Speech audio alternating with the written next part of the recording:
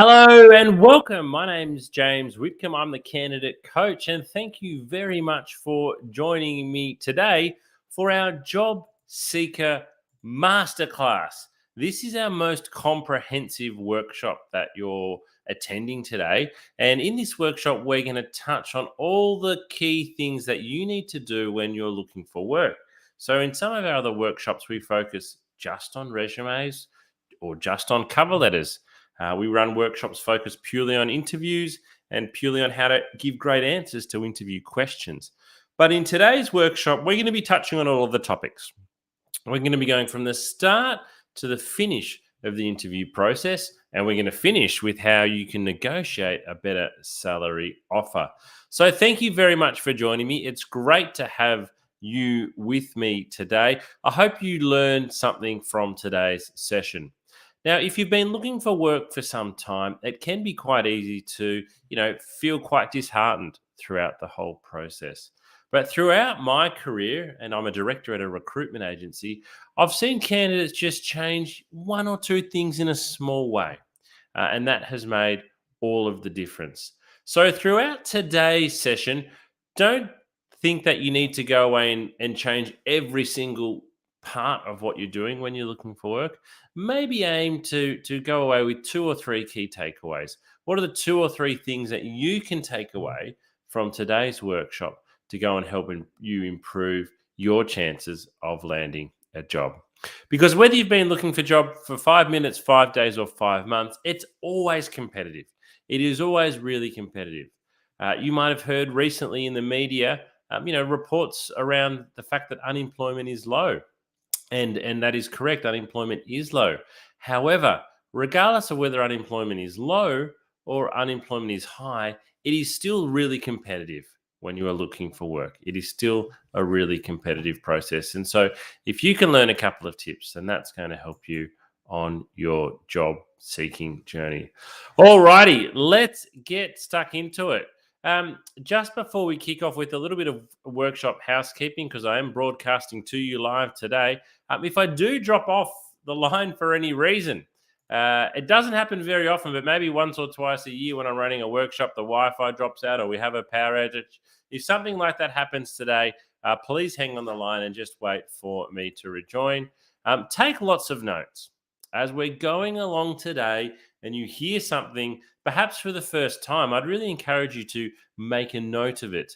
And the way you hear something for the first time and the way you receive that message is really powerful.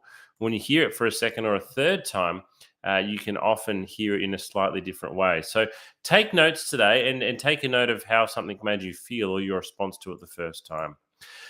You can also watch a replay of today's workshop. It will be uploaded to our YouTube channel and you can watch it pretty much instantly from the conclusion of today's seminar. Now, as your presenter today, I do have my presentation screen over here on the right. So if I do look like I'm looking over there a little bit today and reading some of the content or glancing over there, that's because that's where my presentation screen is. Alrighty, so today, what are we going to learn? What am I hoping that you're going to get out of today's session? Well, today we're going to learn the following things.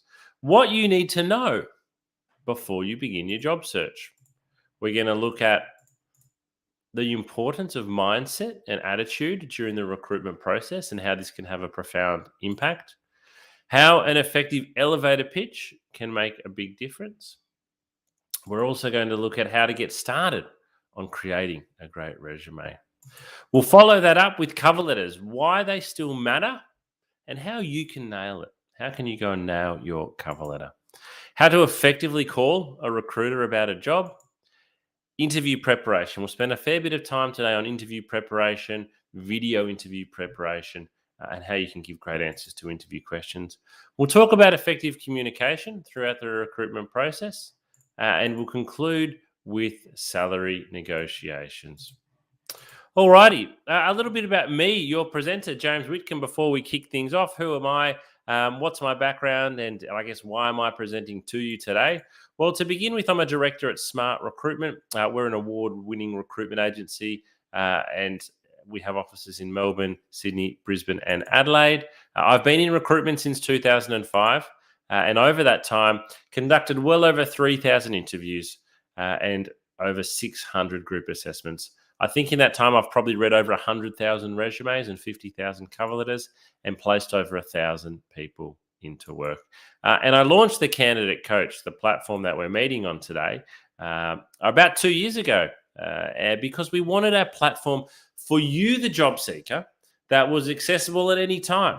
Not something that you had to dial in, dial out of, not something that you had to go and physically meet someone. So we kind of timed it well with COVID coming along, and we launched the Candidate Coach in December 2019. Alrighty, let's get stuck into our first lesson. What do you need to know before you begin your job search? What do you need to know? Well, first of all, planning will save you time, planning will save you effort, and planning will save you sanity. So I want you to have a think. What type of work do you actually want to do? This is often one of the first opportunities you will have when you're looking for work to actually reassess your career.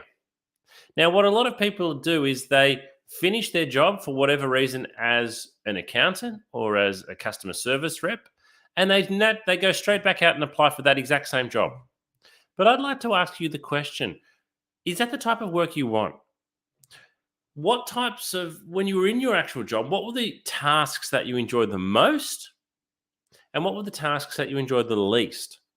I'd really encourage you to try to find a job that has those tasks you enjoyed the most. Maybe it's specializing within that field. Maybe it's doing something a little bit different. But this is actually an opportunity for you to do a little bit of an assessment on what you want to do. I'd also encourage you to think, where are your skills and experience going to be most valued? What do I mean by that? Well, put yourself in the shoes of a recruiter. Who would want to hire you the most? Who would want to hire you the quickest? A lot of the time, it is thinking about, okay, these are the skills I've got. Which company or which job is looking for these skills? Particularly if you want to find work quite quickly, think about who would be looking for you rather than what you are looking for. So we've got the chance to reassess, but if we're looking for work quite quickly, let's think about who would be looking for somebody like us. And a lot of the time, it's the competitors of your last employer, or it's within that same industry. So what I really want to tell you to do is to stop applying for roles that you're not interested in. Stop applying for roles you're not skilled for or qualified in. It is so easy on the job boards to go out and apply for 100 jobs in a day. It really, really is. Click apply, click apply, click apply. But all that is doing is probably decreasing your chances, to be honest, of getting a job, because you are wasting your time applying for jobs that you're not qualified, skilled, or interested in. All right. Number 2, researching your job market thoroughly will allow you to be a smart and targeted job seeker. What do I mean by researching your market thoroughly? Well, let me ask you a question. How many jobs are advertised at the moment in your industry? If you're looking for a customer service role, there will be thousands. If you're looking for a mechanical engineering job, there might only be one at a time. So before you rush out and start applying, and even if you're not, sit back and take a look. Because if you've only got one job being advertised that you're interested in, you better put in a really good application. Whereas if there are more opportunities available, perhaps you can be a little bit more picky with those that you are applying to. But what's really important here is that you get an understanding on the lay of the land for the jobs you want. Which recruiters advertise your jobs? So if you see one particular recruiter who has 5 different jobs you're interested in, I'd really encourage you to pick up the phone and speak with them rather than just sending off 5 different applications. And my rule is 2 jobs per day. I think you should only be applying for 2, maybe 3, but 2 jobs per day. The reason for that is, as you'll find out today, I want you to put in effort to every application. I want you to customize your resume and cover letter. I want you to research into the company and the position before you apply. So I want you to have a short list of jobs, but you can only apply for 2 every day. Now you might be thinking, oh, well, that's a bit of a waste. I'm really wanting to find work. Well, applying for 2 jobs a day is still 14 jobs a week. It's still 60 jobs a month. And when we get to that point, when we start applying for jobs for several weeks, you can lose track of what you've been applying for. And recruiters want to know that you're aware of what you've been applying for. So 2 jobs per day. Stop rushing out to apply for as many jobs as possible, and let's start approaching it more thoughtfully. Let's be more thoughtful, more discerning in our approach. Uh, and I'm not saying that, one of the things that could be hard is you might go, hey, there's so many jobs I'm interested in. I could easily apply for heaps. Well, I want you to then be a lot more thoughtful about it and say, hey, okay, yes, there's 100 jobs here you'd be happy to do, but which are the top 10 that you'd most want? And then of those top 10, which are the 2 that are the absolute standouts? And thirdly, the way you handle rejection may help you actually land a job. It sounds really silly, but you are going to get rejected a lot, and then you're going to get rejected some more. And some of you attending the workshop today might have been rejected for 6 to 12 months. You might have made hundreds of applications. It is really hard to maintain a positive outlook when that's the case, but if you can do so, it will allow you to move from one application to the next quite easily. Alrighty, how are you feeling today? Let me ask you a question. If you had to pick from this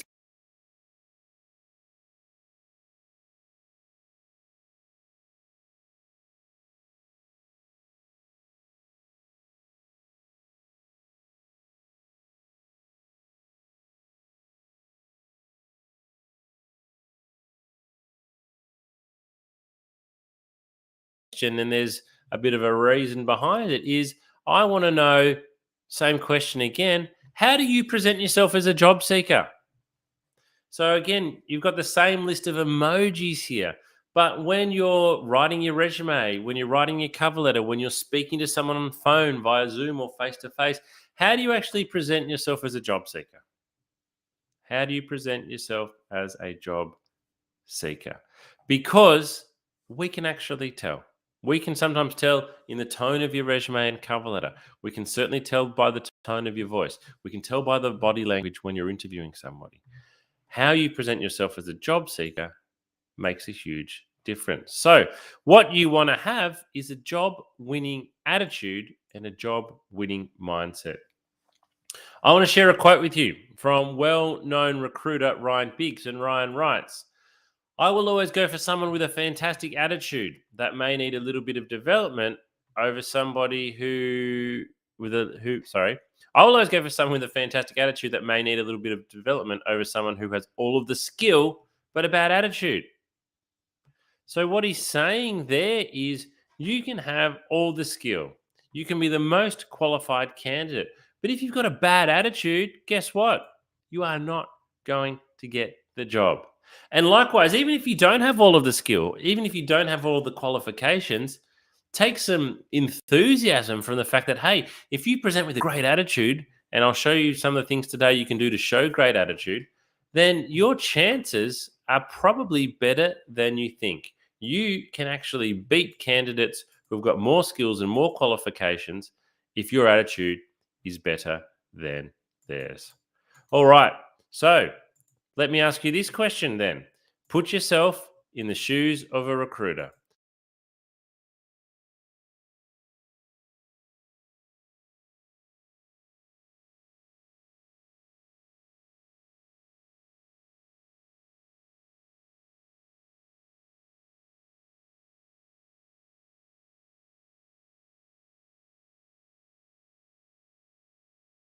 How do we actually show it?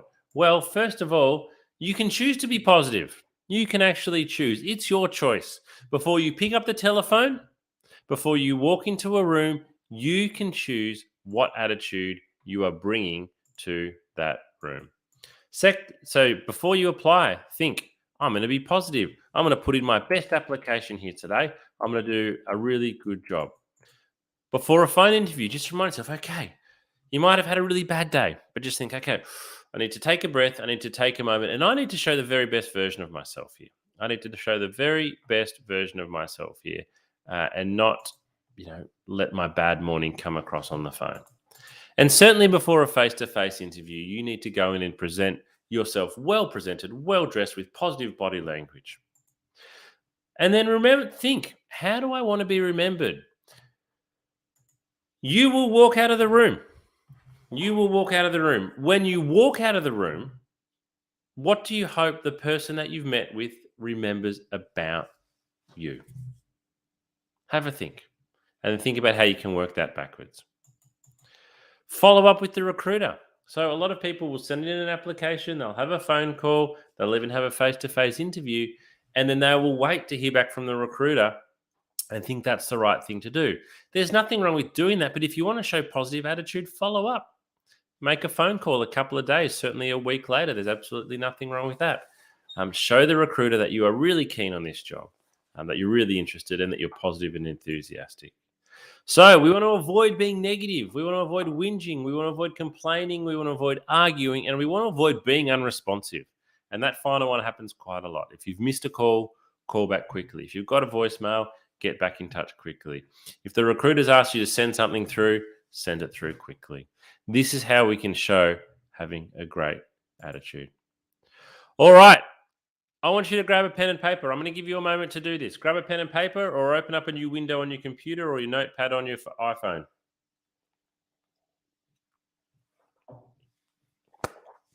I want you to write down the following. Now, I don't want you to actually answer them because that will take too long, but I want you to write down the following. 1, name. So write down 1 name. Write down 2, overview of your work history. Write down 3, your top 3 skills. And write down 4, what is the type of work that you are looking for. So what I'm asking you to do here is create an elevator pitch. Now, some of you might be familiar with an elevator pitch, but for those of you who aren't, an elevator pitch is a brief but persuasive statement. And a brief but it's commonly used in sales, most commonly used in sales. A brief but persuasive speech or statement. So why would we want this when we're looking for work? When might having an elevator pitch come in handy? Well, the most common interview question in the world is tell me a little bit about yourself. And the best answer to tell me a little bit about yourself is your elevator pitch. So, how do we create a really good elevator pitch? So again, it's your name. Straightforward with name. Number 2, it's an overview of your work history. So when I say overview, that's what I mean. It's not a full detailed rundown. We need to go through our whole elevator pitch in about 30 to 60 seconds. So an overview of your work history. Number 3, it's your top 3 skills. Your top 3 skills. Now, this might change a little bit depending on who your audience is. So let's say you're happy to find administration work, but you'd also be happy to find customer service work. And you've potentially done both. So the skills that you might mention here for each one would be different. I'd also encourage you with your top 3 skills to make at least 2 of them what we'd call hard skills. So a lot of people say, I've got good communication, I'm a hard worker, and I'm always on time. Those things are fine, but they're not measurable. Anybody can say them, and they're not hard skills. So if you were going for an administration role, you might say that one of your top 3 skills is your typing speed is 80 words per minute at 95% accuracy.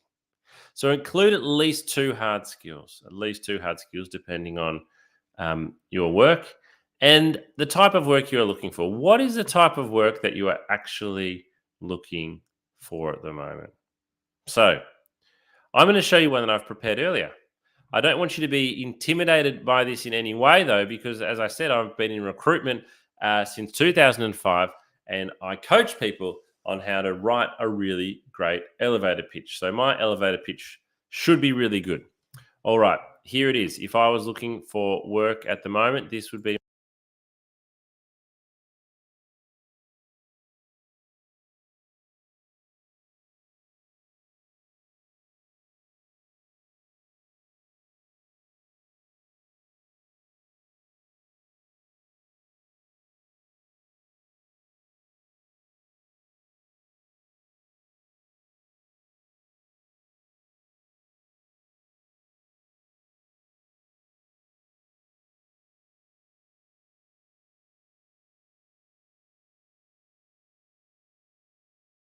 Yes, this is a really good elevator pitch because I've practiced it many times. So what I want you to do is to go away and create your elevator pitch. Go away and create it. Write down your answer to those 4 things and then rewrite it several times until you get it to the point where it's as good as it can be. Till it's as good as it can be, till you're really happy with it.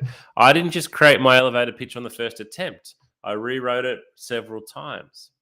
Once you've got to the point that you're really happy with it, I want you to have several copies. I want you to have a copy saved on your phone.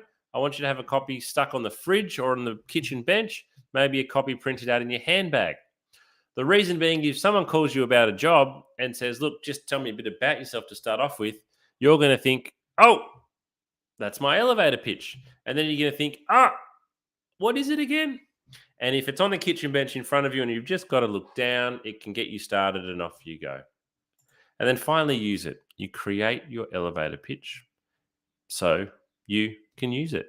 It is a great way. It is an absolutely fantastic way, because when we say to candidates, tell me a bit about yourself, a lot of candidates go, would you like to know about my work, or would you like to know about me outside of work, or a bit about myself? I've been working in finance for 7 years. And it is a really friendly question in some ways, and it's a bit of an icebreaker, but don't drop your guard. This is your first opportunity to create a great impression.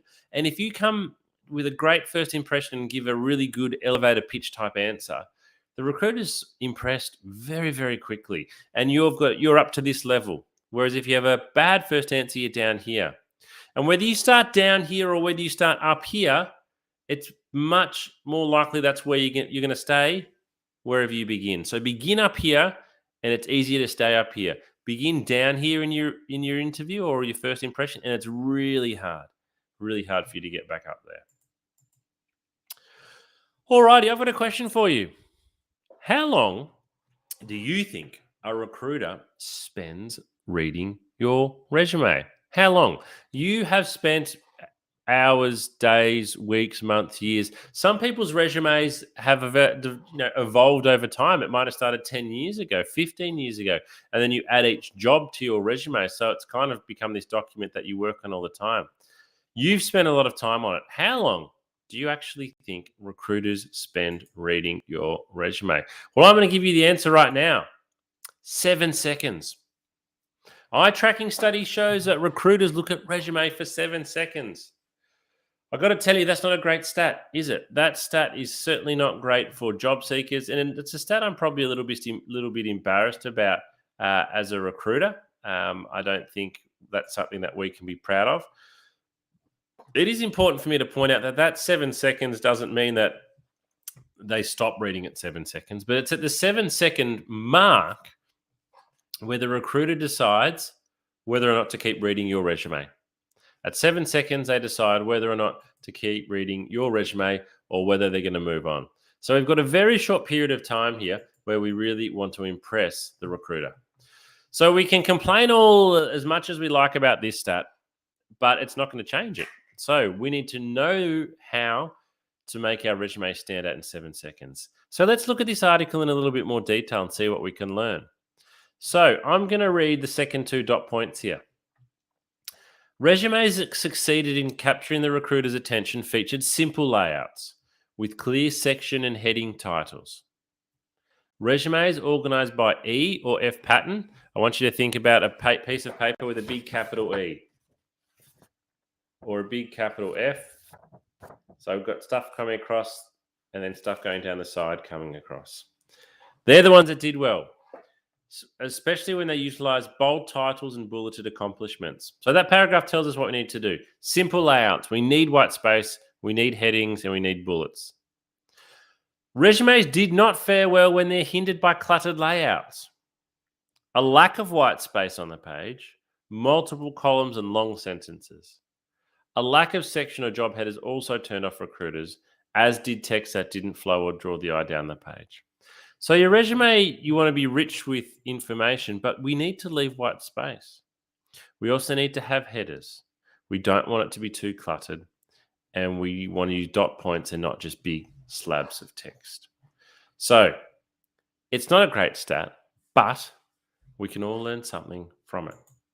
Okay, I'm going to give you a little bit of an insight into effective resume writing. Today, we're not going to go through a whole resume from start to finish. That's a separate workshop that we run. Keep your eye out for that one. But I'm going to show you how you can get started on it. So, first of all, what is your resume? Well, your resume is a factual account of your employment and study history. So, when we say factual because it has dates, it has times, it has locations, it has job titles, it has other people's names, it has educational qualifications and educational institutions. So, it's basically a whole bunch of facts. But it also needs to highlight your skills and abilities, and it needs to sell you. It needs to sell you. This is my biggest coaching point on resumes, and probably my biggest coaching point overall, is that your resume is a sales document.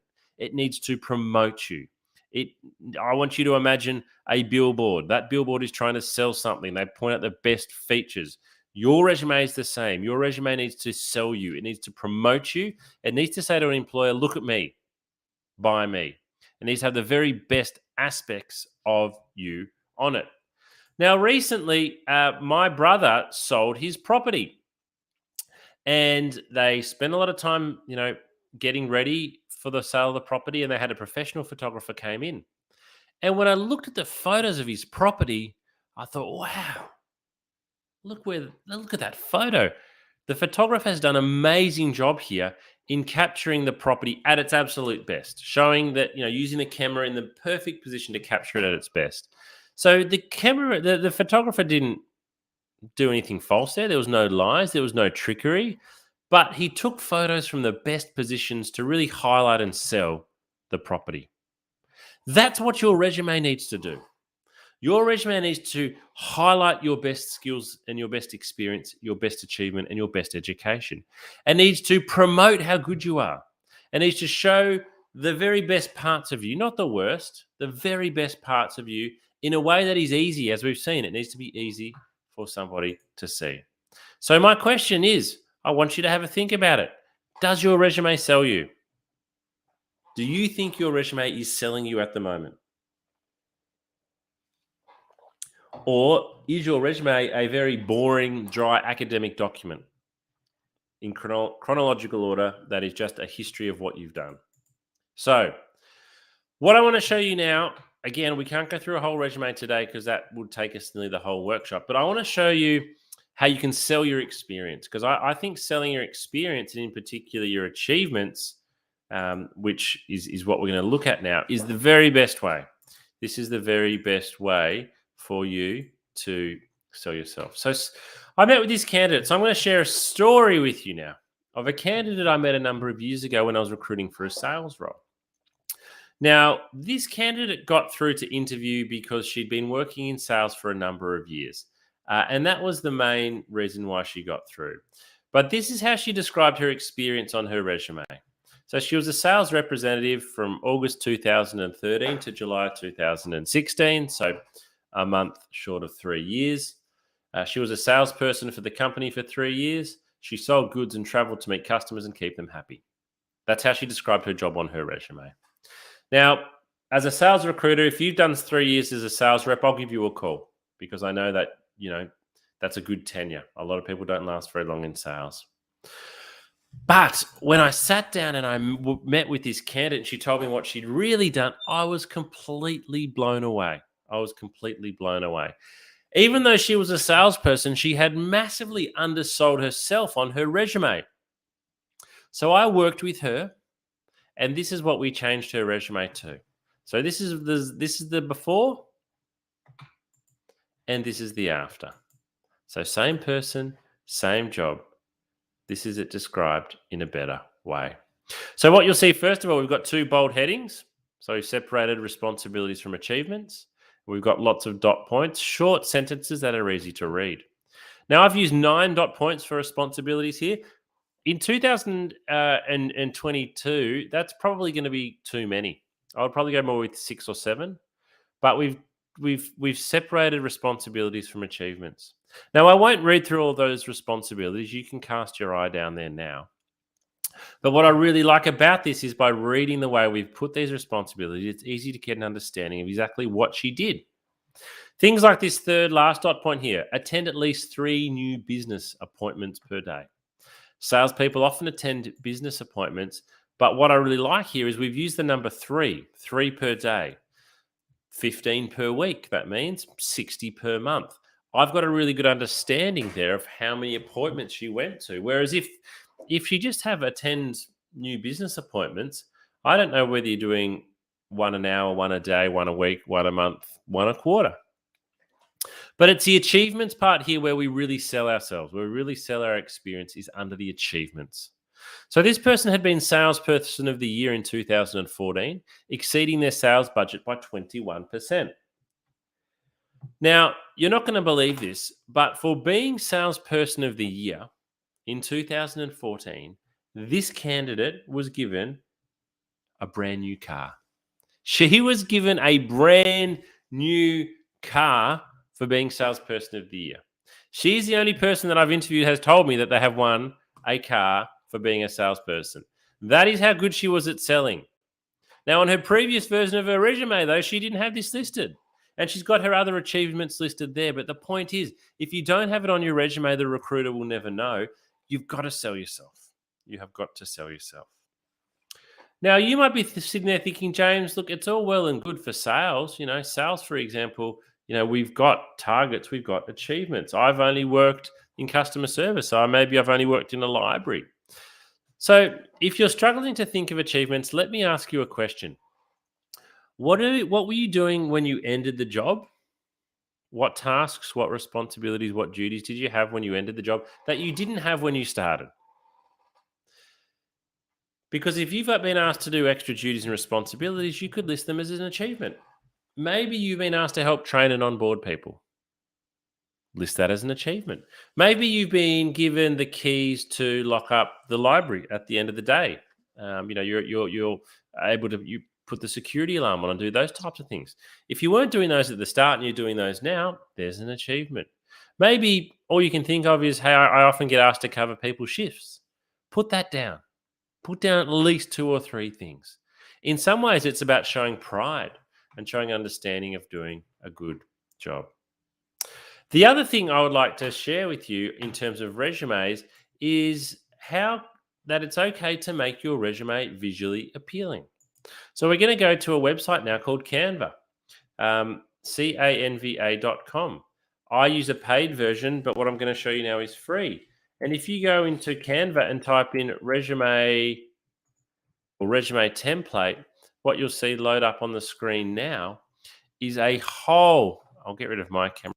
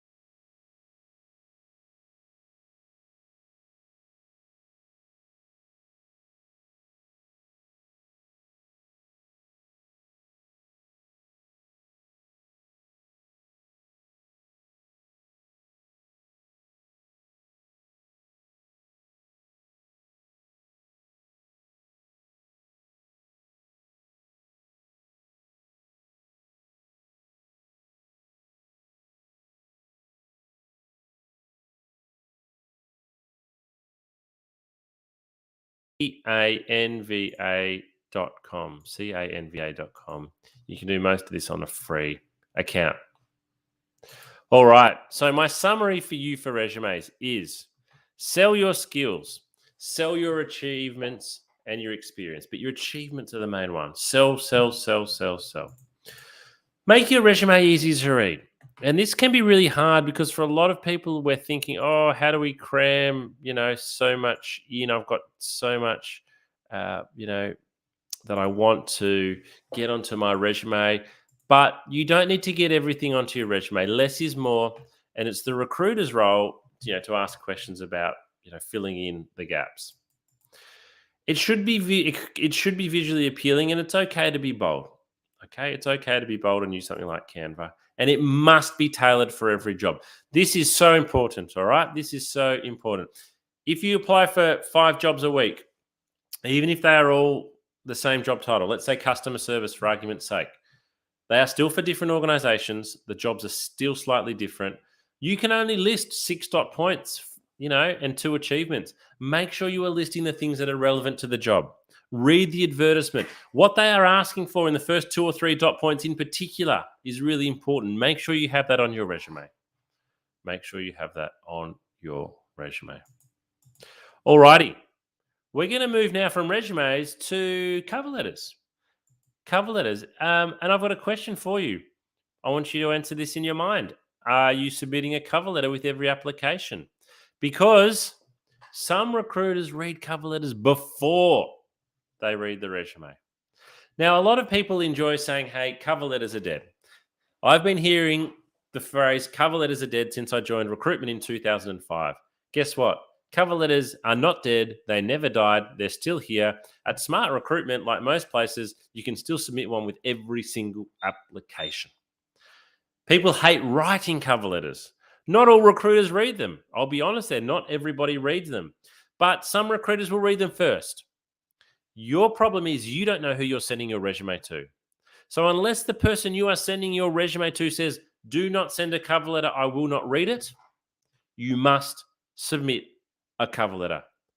You can only submit 2 things as a job seeker, your resume and your cover letter. So why would you skip on one? Skipping on one is a huge risk, and I think it's a huge mistake. All right, so let's talk about actually what a cover letter is. First of all, it's very different language to a resume. It's a letter. Think about how you write a letter. You write a letter to somebody. We don't write letters very often anymore, but maybe think even about an email. You write it to somebody. Even if you don't know their name, you are writing your cover letter to someone. So we personalize it. We really need to have done some research here. We should be doing research before we apply for every job, and we can then use that research in our cover letter. And the purpose of this is to show the person reading the cover letter that we've done some research. It sounds like a bit of a game, but we want them to know we've done some research. And we want to include that information in terms of what we've learned on our cover letter. It's only ever 1 page long.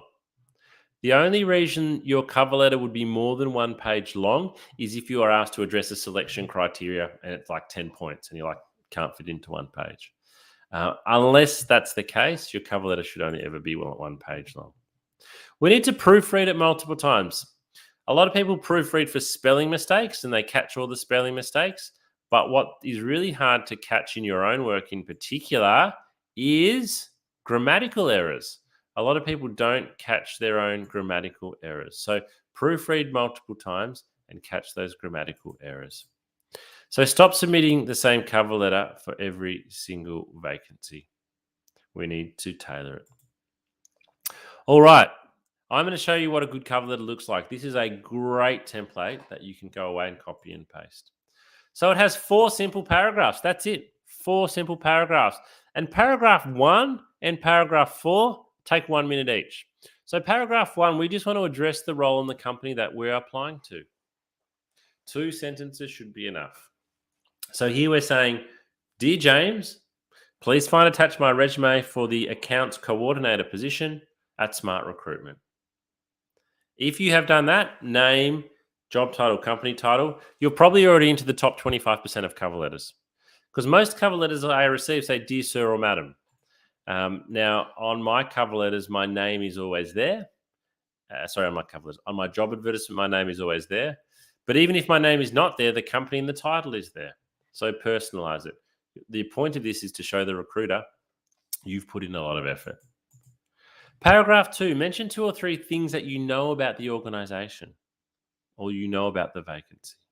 So we need to do some research here. And again, the whole point of paragraph 2 is to show the person reading your cover letter that you've done some research. Because everyone else's cover letters are rubbish. If yours is really good and stands out, this could be the one thing that you can do that can make a huge difference. Then paragraph 3, we're going to focus on us. So paragraph 2 is all about the company and the job. Paragraph 3 is on us. We're going to mention your key skills or experience relevant to the position. Again, it's 2, maybe 3 things. And this is why we have to tailor our cover letters, because we can only pick 2 or 3 things here. We need to pick 2 or 3 things that are really relevant to the job that we're applying to and the company. Paragraph 4 is a brief sign off. Thanks very much for reading my cover letter. I hope to hear back from you soon. So I'll give you a moment to take a screenshot of that. What I've done with this formula, and it's taken me many years to develop, is I wanted to develop a formula that allows people to easily replicate a cover letter. So I think paragraph 1 and 4, it's really straightforward. Paragraph 2 and 3, you can probably do them both in 10 minutes. I think you can do them both in 10 minutes, but you can spend a lot longer and be more impressive. But I wanted to create a formula or a template that is easily replicatable so that you can customize every cover letter without too much hard work. All right, so here's an example using my formula. This is a made-up job and company. Dear Rupert, I'm writing to you as an enthusiastic applicant for the marketing coordinator role at Duke Industries.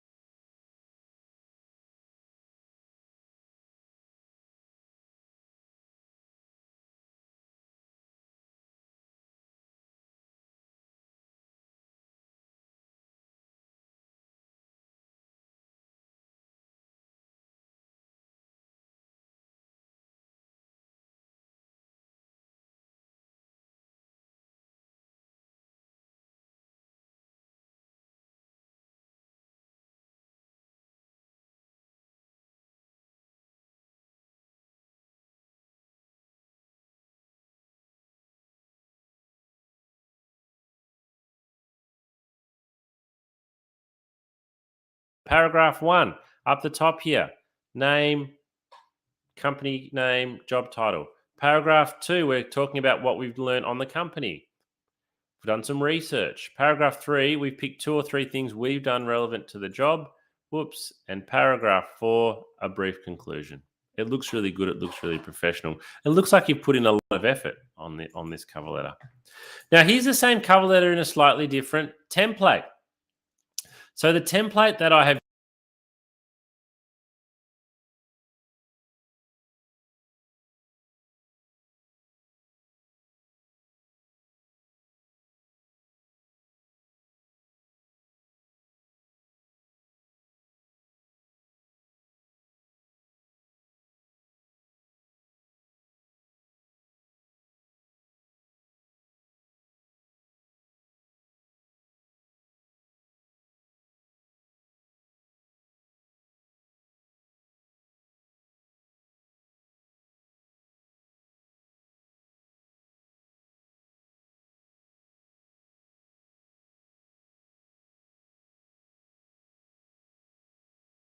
own personal brand.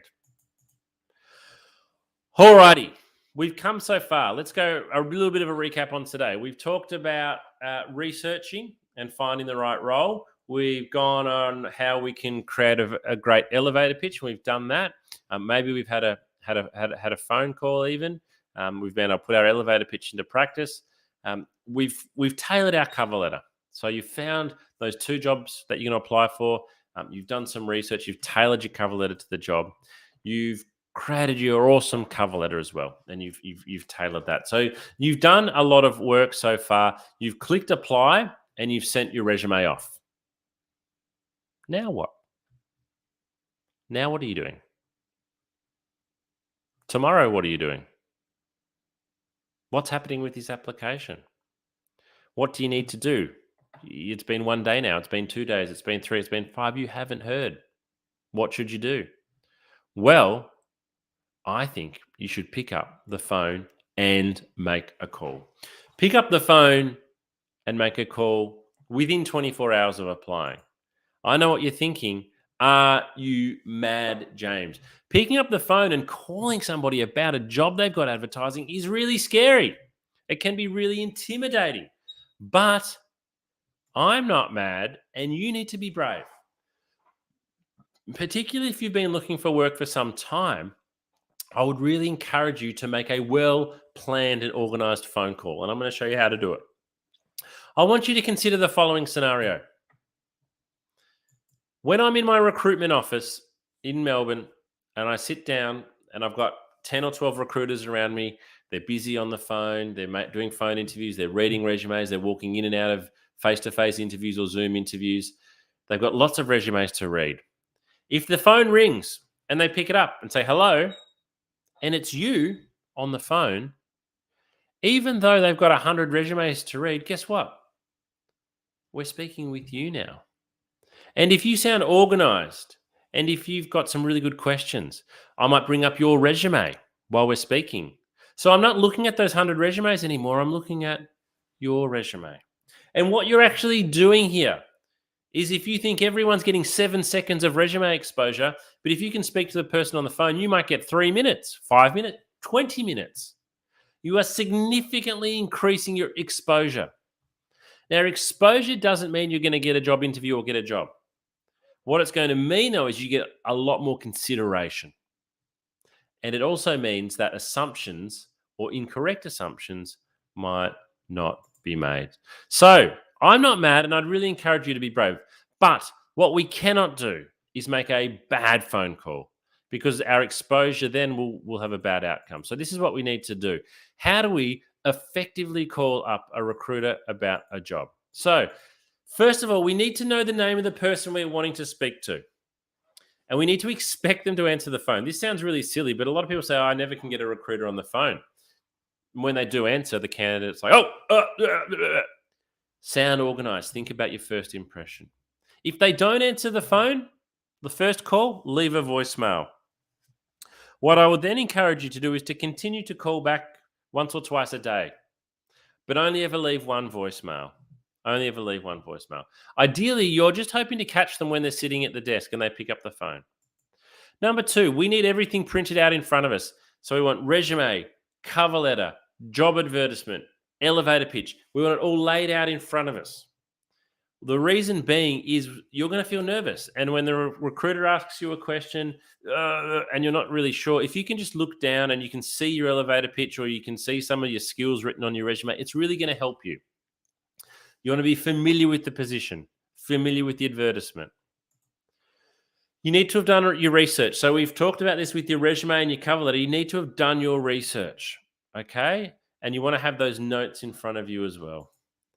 You want to be clear to the recruiter with which role you're referring to. Some recruiters might be sitting over 50 different vacancies, from recruiting a CEO to a marketing manager to a sales operations person to a data analyst to a chemical engineer to a mechanical engineer, a Java programmer, a nurse. Could be recruiting all these jobs. So you need to let the recruiter know early on, I'm calling up to discuss the occupational safety vacancy. Let them know early on. Now, this is the most important point. Have 2 or 3 questions prepared and written down in front of you and practice them before you call. Actually, I'm going to change that. I'd say have 5 questions written down just in case 2 or 3 of them get answered and you don't get to ask them. The purpose of these questions, though, is to do 2 things. 1, to help you show off, sell yourself, but 2, to show you've done a lot of research. So go onto the company website, go onto their careers page, go onto their social media, look through the annual report, write down 5 questions. And so when you're on the phone and you call up and the recruiter says, hello, it's James speaking, you can say, hi, James, I've just applied for the occupational safety role. I've got a couple of questions. Do you mind me asking? And the recruiter will probably say, sure, what are your questions? Now, if you ask a couple of great questions here, I guarantee you the recruiter's going to go, oh, that's a really good question. They're thinking, this candidate's done their research. I'd actually know the answer. This candidate's really done some research into the job and the position. They then start thinking of you very, very differently. They start thinking of you very highly, very quickly, just because you've asked a couple of well-prepared questions. Keep the call brief, but be prepared that it could go for longer. It might go into a full phone interview, or that you might catch the recruiter when they've literally got another appointment in 2 minutes' time. And finally, if you're not feeling confident, then practice. Like with interviewing, practice makes perfect.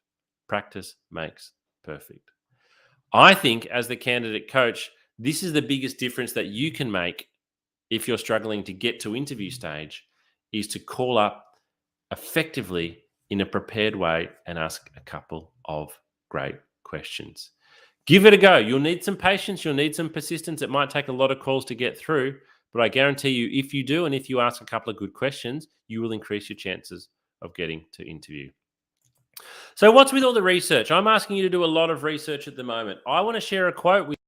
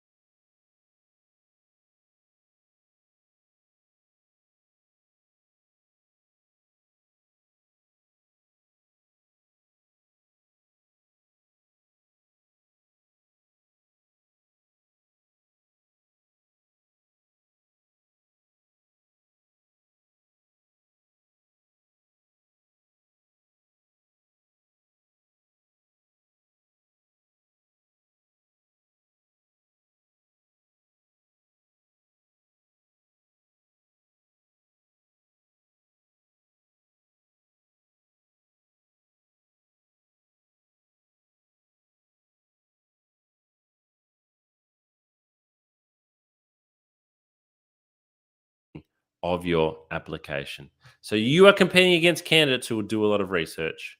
You need to do research just like they do. So when do we research? Well, even before applying, we need to go to organizational websites, careers pages, Google the organizations. But for bonus points, see if you can find something in the news. See if you can find something that's topical, particularly if it's a really large organization. You might be able to find something that's really topical on them at the moment. I am always impressed when a candidate can tell me something or ask me something about it, the company I'm recruiting for, that I don't know. And then let's research the position. So we really need to read and understand the job advertisement. And if we've been asked for an interview, ask for the position description and read and understand that. Try to understand where the position fits into the structure of the organization and how it adds value. This will really help you stand out. All right. Let's talk about interviews now. So let's take a moment again to pause. Let's go back to the start. We've done the research to find the jobs. We've applied for 2 jobs per day. We're tailoring our resume and our cover letter before each application. We've followed up with a phone call, and guess what? That phone call has turned into being invited in for an interview. So again, it's building blocks here. It's going through the process, but it can feel like a lot of work, and we're only at the interview stage. So we need to keep going. So how are we going to present ourselves at interview? Here's my emoji board again. You probably know the answer by now, but we need to present the very best version of ourselves when we're going to interview. So we don't want to turn up for interview and show ourselves at 50%. We don't want to turn up for interview and go, even if we're feeling rubbish, we've had a bad morning, we've had a fight with our partner, we're upset about something, we've got to leave that all behind just while we're in the interview room. Because if you show yourself at 50%, you're not going to get the job. And the recruiter can only base their decision on you at 50%. But if you can show yourself as close to 100% as possible, then you are giving yourself the best chance of getting the job. So how do we actually present the very best version of ourselves? Well, first of all, practice is absolutely key here. Practice, practice, practice, because that helps to give you confidence. We need to mentally prepare for what is going to happen. We need to tell ourselves that we're going to get nervous and that getting nervous is okay. And we need to give ourselves plenty of time. Give ourselves plenty of time. The one thing that ruins everybody's plans when it comes to performing well at interview is running late or running just on time, and it will stress you out big time. Dealing with nerves and anxiety at interview. This is a really big one. So I'm actually going to share a little video with you here from a workplace psychologist on how you can deal with nerves and anxiety at interview.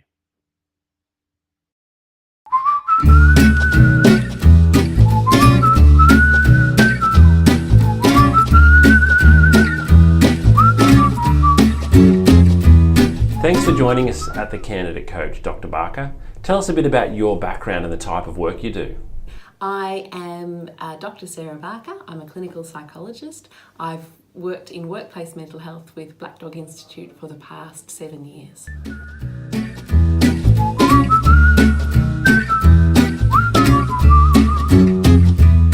Dr. Barker, why is it common to feel nerves when going for a job interview?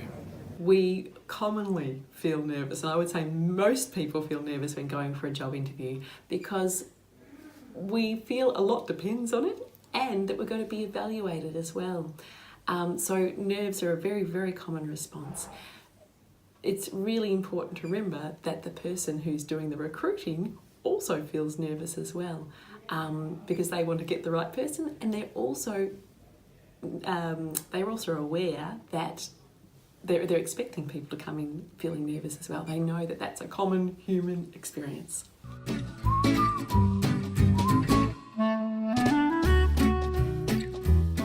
What can we do before the interview to help best prepare so that we're not overcome by feelings of nerves and anxiety?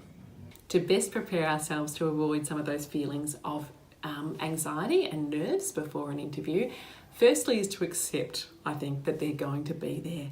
And actually, a few nerves are actually helpful. They help us give our best performance, give our best answers, think the best on the spot. So accepting that there's going to be a level of nerves is okay. But I think also probably an hour beforehand or the morning before the interview, really practicing some breathing strategies, whichever is your favourite breathing strategy, to calm those nerves down, calm the system down, calm the breath down, and allow your body to relax as much as it can into the interview. I also think preparing answers and having a practice in front of the mirror of some likely answers that are going to be, or likely responses to questions that are going to be asked can be very, very reassuring, because often the questions we predict are there. And even on the internet, there are usually lots of questions for any job that are typical questions that you can then prepare a brief response reflecting on your experience beforehand. So it's not such a test in the moment then, because you've got some preparation behind you. The other thing I think too is reminding yourself, I've got this far and this is a good thing. And, they're interested in getting to know me. I'm also interested in getting to know them, and concentrate on the relationship too and enjoy the relationship as much as you can. They're usually going to try and put you at ease so that they can see how you respond as well.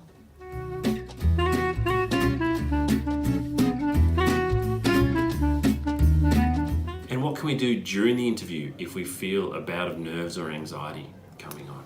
It's very common for us to suddenly feel overwhelmed in the moment in an interview. If that happens, take some deep breaths. It's okay to buy some time. It's okay. And also, when we take deep breaths in an interview, it's only usually us that notice. Okay, so taking some deep breaths can really be helpful. And even saying to the interviewer, could I just take a moment here just to pause and gather my thoughts, and then just breathe. Okay, and then when you're ready, come back and say, I'm ready to continue on. And that's a fine way to manage nerves during an interview.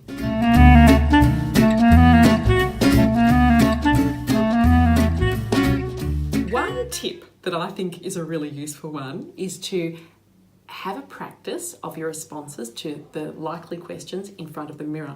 Something you might notice is that the questions you're feeling more confident about, you'll smile more, you'll be more relaxed, you'll, strut your stuff a little bit as you respond. You'll notice too, the questions you feel less confident about, you might stop smiling or your face might change. Those questions are the ones you need to practice a little bit more at, and remind yourself of your confidence with that, or prepare your answer so that you do feel more confident, because your face will actually tell you in the mirror, and that can be good preparation for the actual interview of knowing where to where to focus on in feeling more strong in your responses.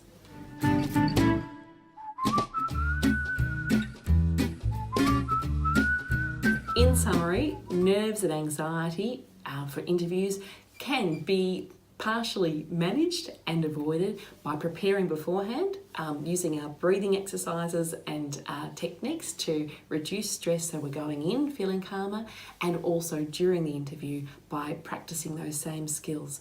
Often when we're nervous, we stop breathing or we breathe very shallowly. So if we start noticing ourselves doing that, really being conscious of our breath and paying attention to it and allowing that to carry us through.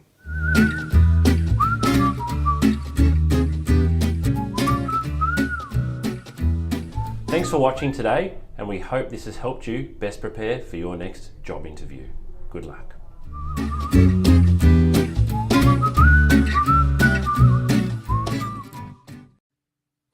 Alrighty, hopefully that video from Dr. Sarah Barker and those tips can be really practical if you really do struggle.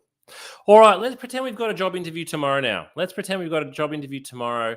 What do we need to do? Because the preparation certainly starts well more than a day before. But if we had a job interview tomorrow at 10 a.m., what do we need to do on the day of the interview? So there's several things we need to do. We need to make sure we know how we're going to get there. As I said before, the best plans, the best preparation will all be wasted if you arrive late or even if you're rushing to get there on time because you're going to feel stressed and anxious. We want to make sure that our clothes are ready the day before, not waking up in the morning and doing it that day, because what if you pull out the shirt or the pants that you're planning to wear and you discover they've got a coffee stain on them or they're ripped or the iron's not working? Get your clothes ready the day before. Likewise with the shoes and likewise with printing everything.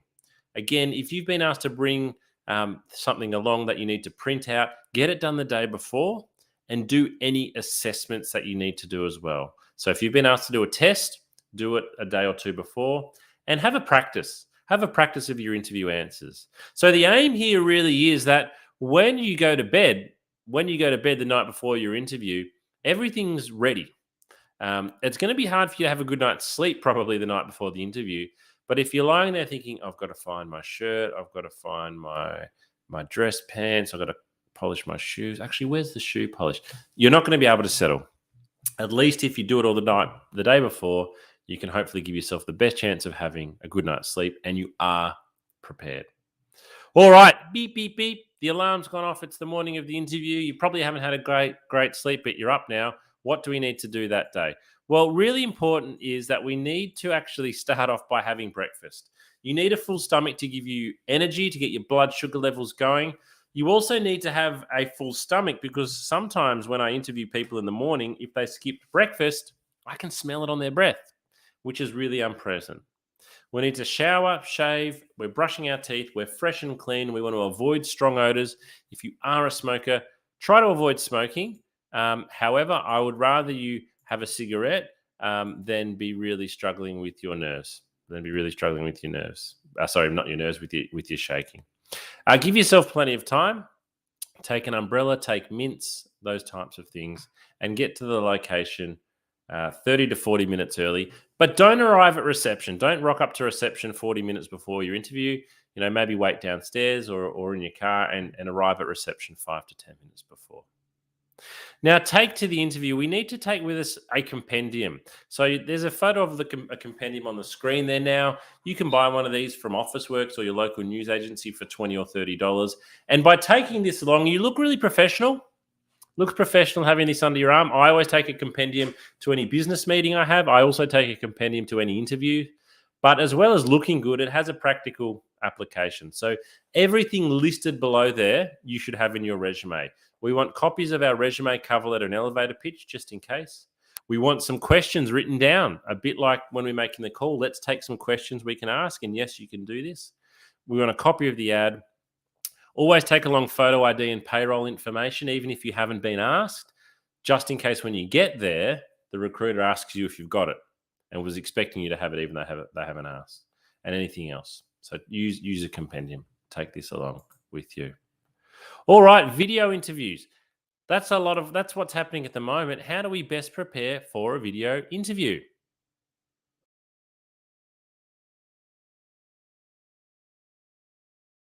Hi job seekers, James here from the Candidate Coach. One of the most common questions we've been receiving lately is around how to best prepare for a video interview. Due to the circumstances over the last 12 to 18 months, video interviews have become the most common way of meeting a candidate, replacing the in-person, face-to-face interview. So here are my top tips for what you need to do to make sure you are best prepared and presenting yourself as well as you possibly can when your interview is over video. So there's four main things that you really need to consider. The first thing is camera height. This is the biggest mistake that a lot of people make, is getting the height of their camera wrong. If you've got a laptop, for example, that is sitting on a desk, you need to lift it up. The camera should always be at eye height. You want to imagine the lens of a camera is the eyeball of a person. So if you are looking down at your laptop or your phone, it's going to look back up your nose. So keep the camera positioned at eye height. One of the great ways to do that is to buy a tripod, something like this. So if you don't have a tripod, it's well worth going out and spending the money. And here's another one that I've got here. This one in particular I find to be really, really good. These have both got lights which help, but this one here, you can adjust it to a full standing height if you like. And it's available for not much money from a retail store. The second thing that is really important is the lighting. So having the light shining on your face. You don't want to have light shining from behind you because that creates a lot of glare. So have the light shining on your face, sit with a window facing you so that you are looking nice and clear on camera. The third thing is audio. You need to be in a nice quiet space so your voice comes across clearly, so that you don't have to yell, so that the sound is not distorted. If you are using a laptop, make sure you check about the sound direction. Some microphones only record from directly in front, and if you tilt your head sideways, the audio quality can go down quite significantly. And the fourth thing is, remember to show some personality with video interviewing. A lot of people speak to a camera in a different way that they speak to a person.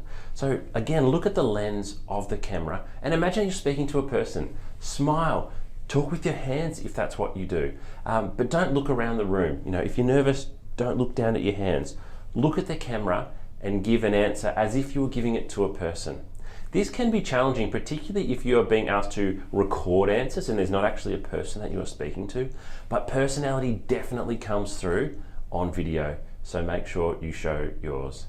And with everything, practice. If you're not sure how you're going to present, or you think, I don't think this is going to work really well, set up your camera, hit record, and just speak to the camera. Talk, see how you look, and practice several times. This is going to be the new norm, or not the new norm, it is the norm for quite some time now, so it's really important that you understand how to best prepare for video interviewing. Good luck.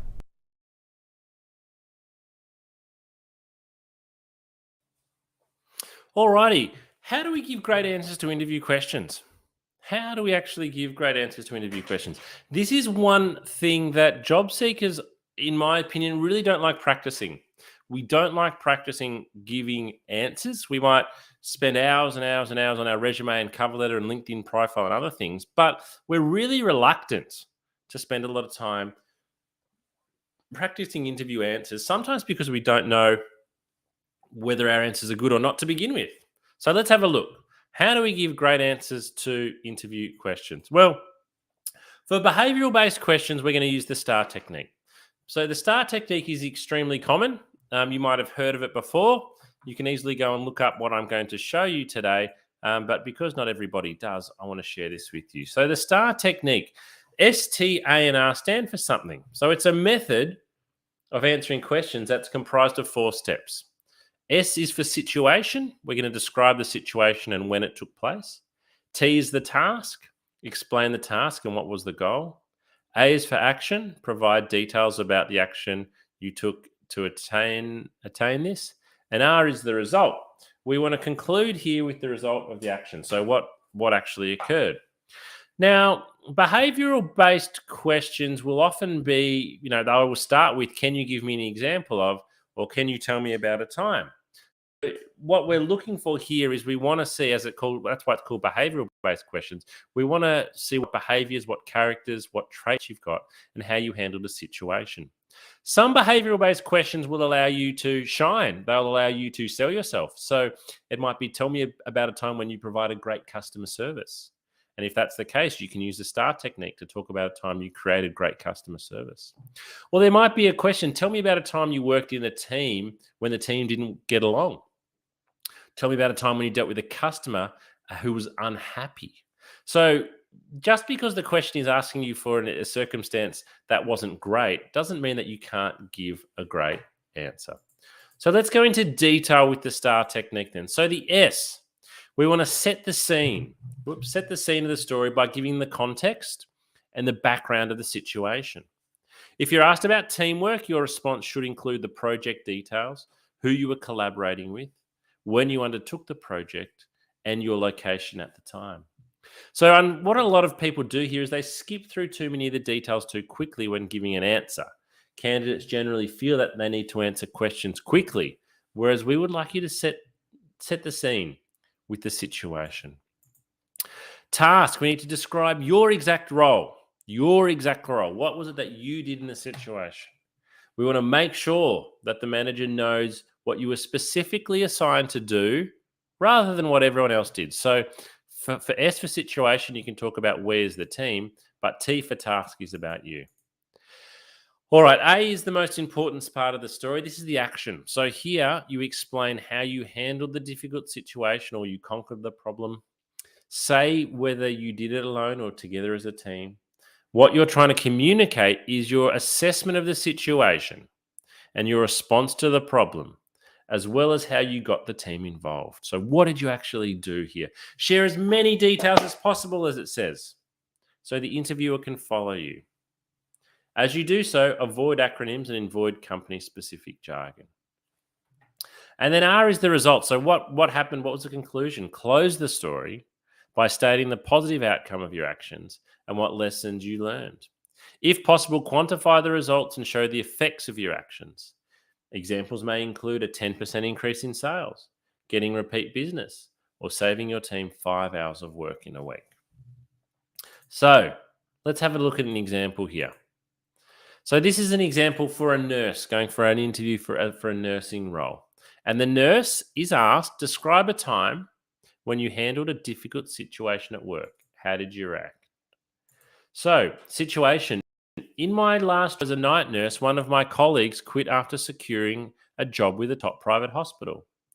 Though I was managing a ward full of patients, task, I was assigned to this one patient who didn't want to be admitted. He wanted to bolt out of the room.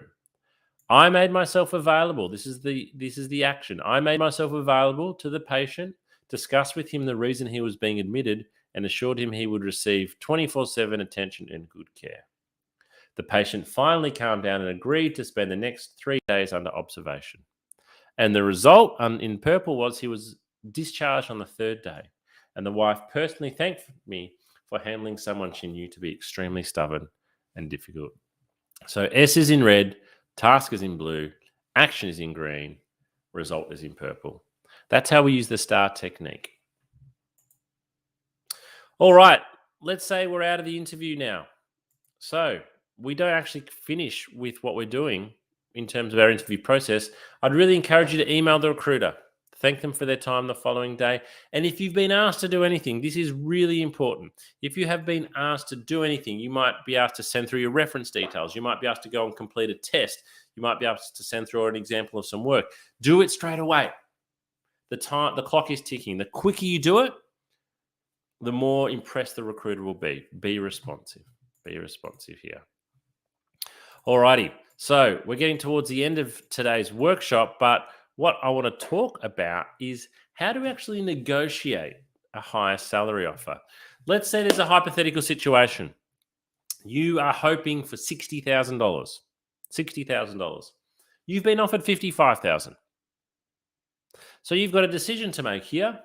You've got 3 choices really. Accept the 55, decline the 55, or try to negotiate the 55 up towards 60. So when we're negotiating salary offers, in many ways, what we're really saying is, show me the money. We are wanting more money. We need to be able to ask though in the right way. So first of all, before we even ask, we need to do our research and find out, is this a negotiable salary?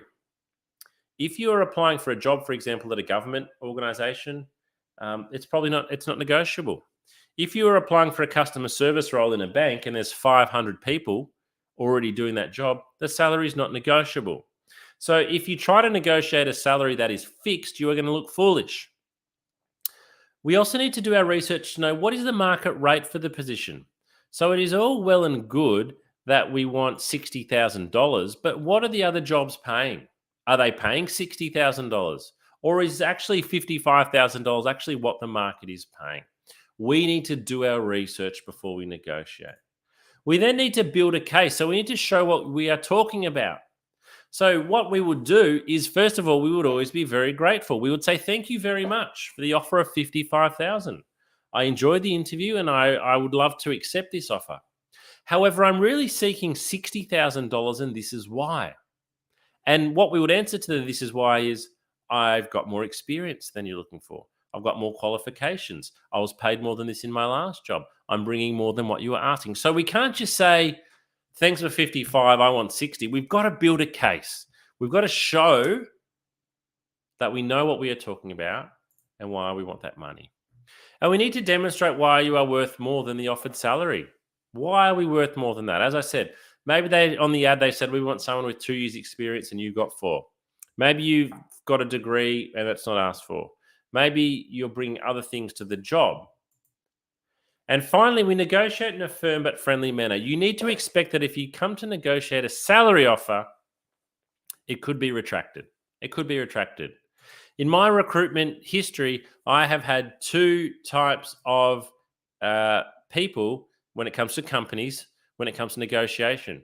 Some companies will say they want to negotiate. No way. We've given them a fair offer. If they don't want to work here, we'll remove that offer. That could happen. I've also got organizations that say they want to negotiate. That's fine. Happy to negotiate. It's all part of the process. The concern is you don't know who you're dealing with. And so you do need to be prepared that an offer can be retracted. And if, the impression sometimes that you can easily give when negotiating a salary offer is that you aren't grateful. Sorry, not that you aren't grateful. Well, you aren't grateful and you're just not sure on the job. Now, if you are still wanting more assistance with your job seeking, can I really encourage you to go to your candidate coaching platform and check out all of these resources that you'll see on your screen there now. We've got video coaching, resume and cover letter templates, interview questions, online practice tests that you can take, checklists, articles, advice for executive candidates, mental health support, more of our live workshops advertised, and this is all available to you for free on your candidate coaching platform. Before I go today, we would love your feedback. We would absolutely love to hear from you. Please, if you can take a moment, whoops, wrong screen there. If you can take a moment,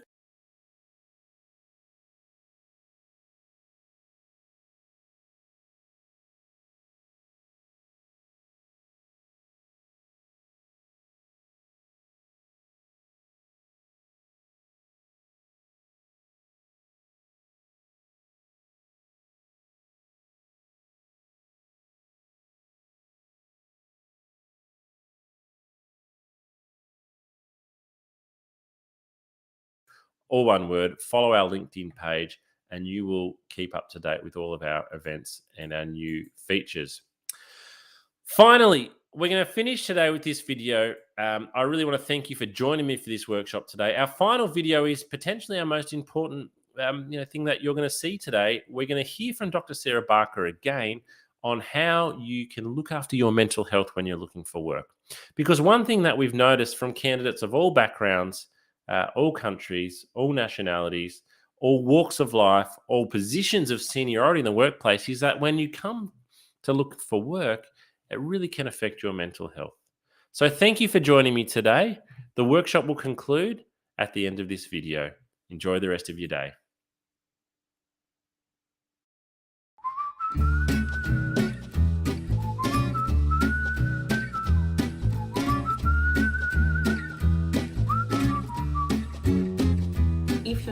feeling terrific at the moment and you feel like your mental well-being has taken a little bit of a dip, please remember this is not going to last forever. There's lots you can do to manage your mental health and get back on top of it.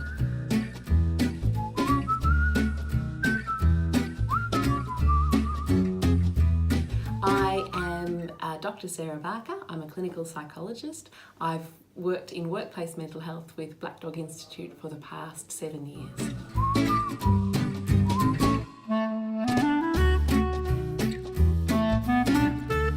I work with a lot of adults and young people, mainly with anxiety, depression, trauma as well, a range of issues, and many who are looking for work and undergoing that process of trying to find employment.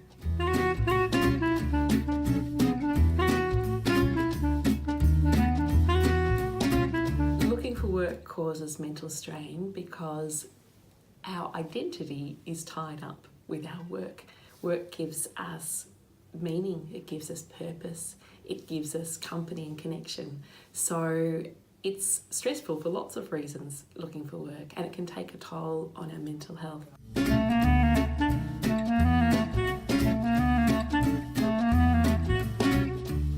It's really important for us to be aware of the signs that our well-being and our mental health might be dropping. Probably the biggest sign is changes in behaviour. So that might be changes in the way we're thinking or talking to ourselves. We might be saying things like, who would employ me? I'll never get a job. We might be really down on ourselves and really hard and critical on ourselves when normally we're not so hard and critical. We might also, in our relationships, change our behaviour. We might be more snappy or more irritable with people that we love, that normally we might be a little bit irritable sometimes, but not irritable in that way. Losing interest in things that usually sparked us and ignited us and gave us joy. So perhaps usually we like walking the dog and suddenly we start thinking, I can't be bothered walking the dog today. That sort of thing, those changes in behaviour are really significant because they tell us that something's different, and if we're noticing, I suppose, more than one of those and it's affecting the way we feel, and this is over a period of say 2 weeks or longer, then it's a really good idea to have a chat to a GP that you trust, and find out what might be going on, have a discussion and see if there's any physical reasons for that, or if perhaps your mental health and wellbeing might be able to do with a little bit of extra support, and then the GP can refer you on to see a psychologist, a counsellor, whoever is most appropriate for you.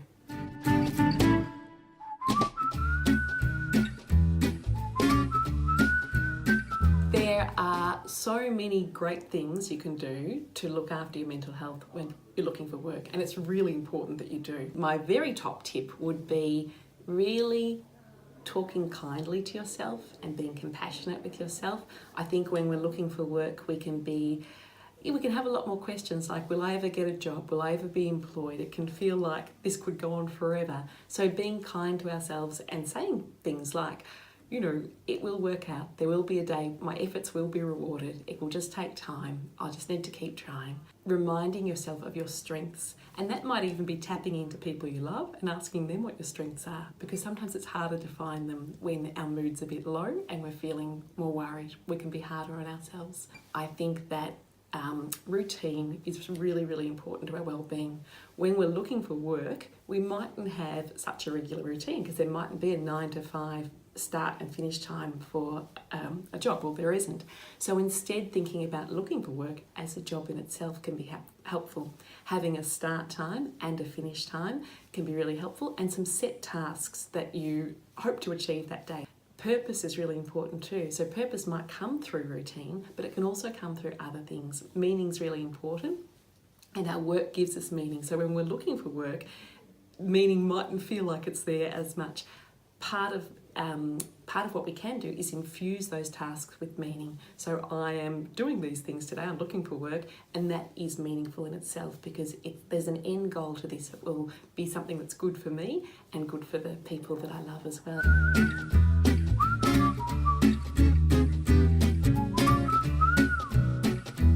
Some excellent resources for looking after well-being when looking for work are the Headgear app.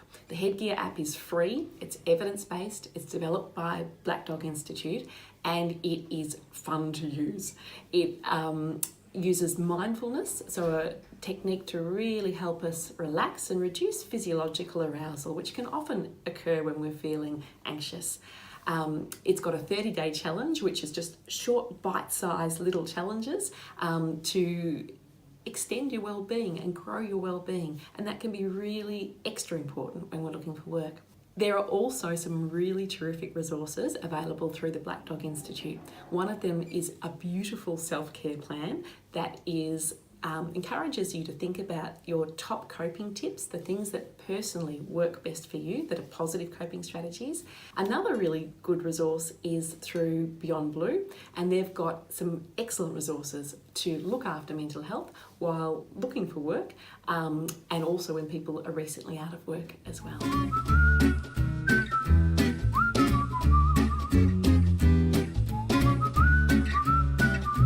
Probably time to seek professional assistance when you notice your mood is lower and you're feeling more down than usual, when you're worrying more and perhaps worrying excessively about things that you wouldn't normally worry about, and perhaps in your relationships too, when you're more tense with people and perhaps more snappy or irritable.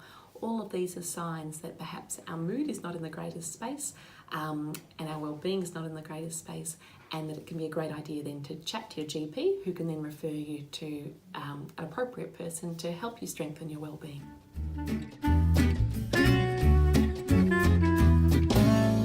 It's very common for people to have a dip, but please know that that's not going to last forever, and that there's lots you can do through looking after yourself, but also through getting access to professional support that can really give you a boost again and get you back feeling good as you're looking for work.